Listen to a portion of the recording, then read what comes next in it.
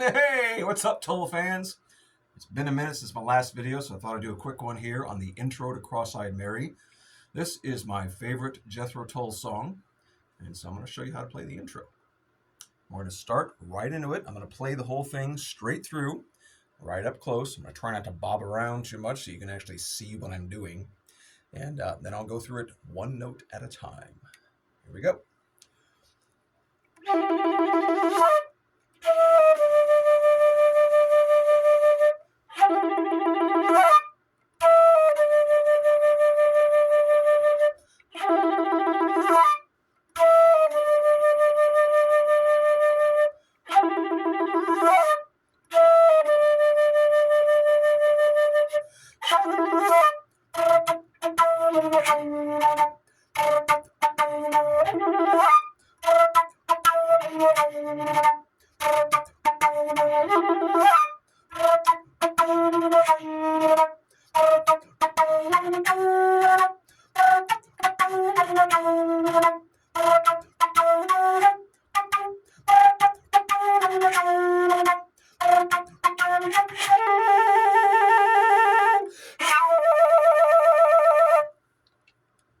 Okay, so now we're going to do it one note at a time. Nice and slow.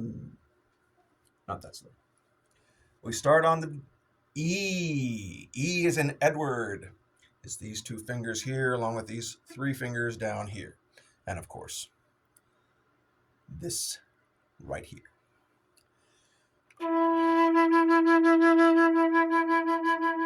That's your E. We're going to go up to a G, rapidly, back and forth, from E to G.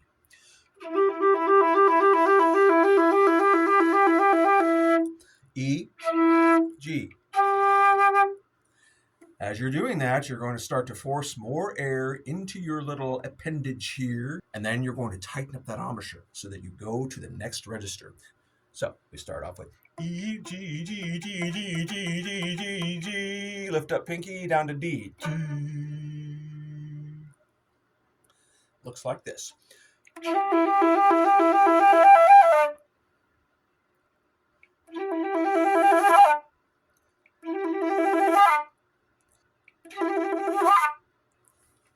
Got that?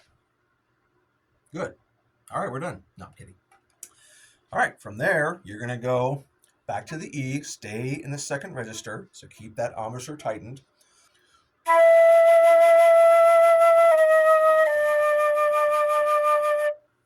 So basically that is E to D sharp, which is why your pinky's down. E, D sharp, lift up the pinky, that gives you the D. So E, D sharp, D.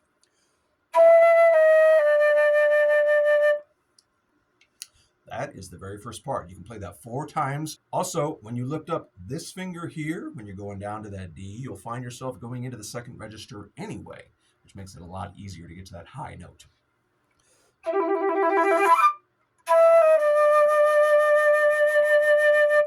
See? Index finger up, index finger down.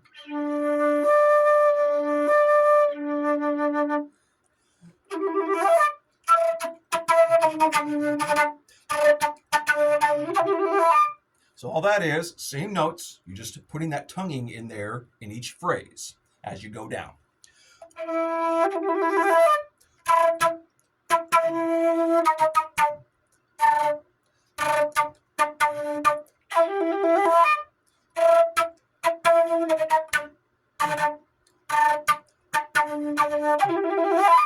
Sorry, I can't seem to keep still while I'm playing, so I apologize for that. I'll try to do it again, this time without moving.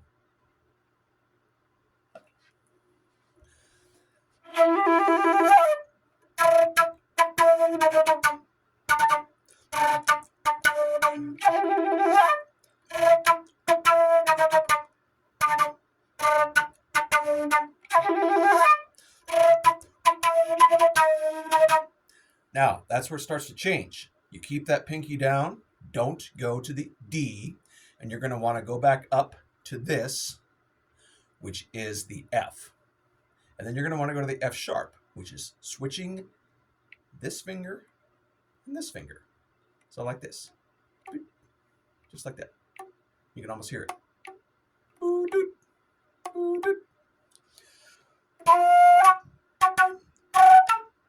This is all these up here. So this is an A. You're lifting up this finger, this finger, this finger, and of course this finger. Leaving your pinky down. That wasn't it. See? Even I mess up. Actually, I mess up all the time. Anyway, let's try it again from the beginning. E, G, G, G, E, G, E, D. And then E, D sharp, D.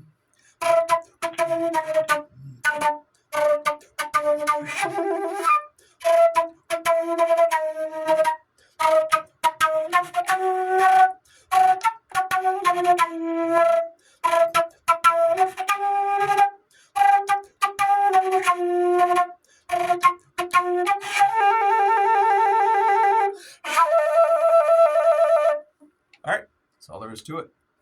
So you'll see that when I'm going up like this and I'm alternating these fingers, if I go up to the A, then I alternate the opposite way back down.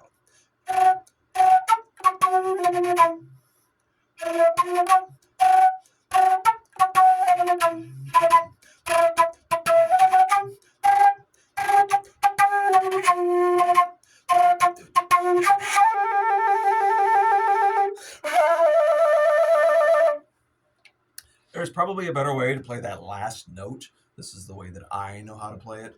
Again, if you know a better way, let me know. We're all trying to learn here. If there's a better way to do it, I want to hear about it. But again, all I'm trying to do here is get you started. So we're going to go through the whole thing one more time.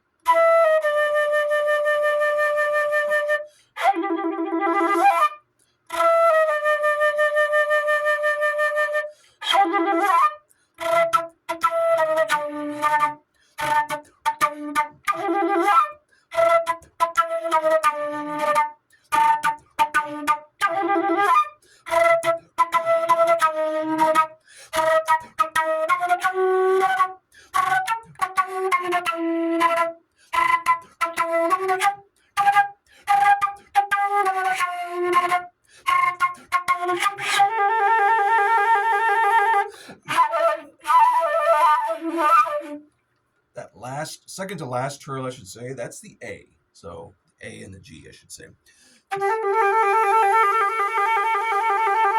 Oh, easy, right? Okay. I hear you. Yep. Nope. You're good. Nope. I hear you. You can do this.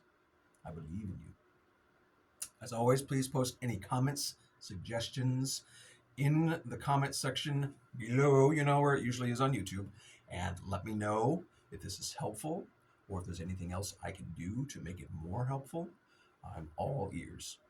I just want to help people learn the way that I learned, and I know that a lot of people may not read music, so they want to learn by ear like I did. So this is a way to get you started on that. Not necessarily a substitute for classical training, just FYI. But you want to get started on some Tull and just have some fun with it, rock on. I'll see you next time.